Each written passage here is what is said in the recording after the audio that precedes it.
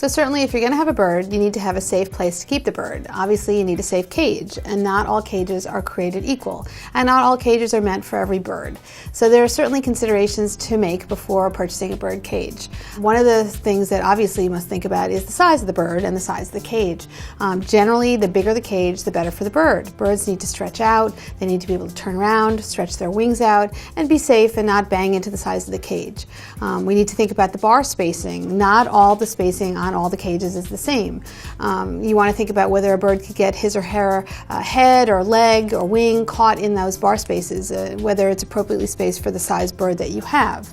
You want to think about the shape of the cage. I mean, people love to have round cages because it's aesthetically pleasing for us, but not necessarily great for the bird because birds love to hang out in corners and grab and climb.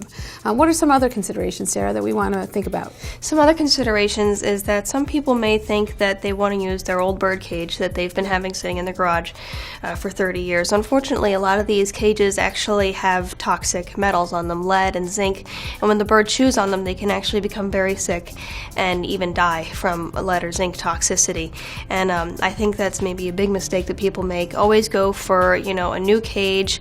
Try to shy away from maybe the powder coating because the birds are always going to chew it off. And I would say go for maybe stainless steel. It's easy to clean. It's going to get dirty. Birds produce a lot of stool, and it's going to get on the bars, and you're going to want to be able to get it off.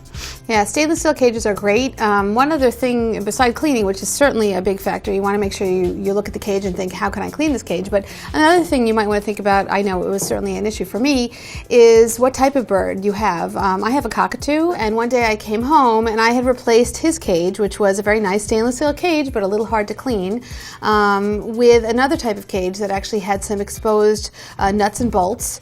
And I didn't really realize that this bird had an incredible tongue that could unscrew absolutely anything. And he spent the entire day undoing the nuts and bolts in his cage so that when I came home, all four walls had spread like an onion, opened up, and he was sitting in the perch in the middle, completely free. So he did this all day long with his tongue, and it took him one day. So now we have to chain link him in with a bunch of C-clips like a Christmas tree around his cage because he can get out of anything. So this is really something to think about. It's what the cage is made out of, its size, its shape, and certainly can it really contain your bird. All things to think about before getting a cage.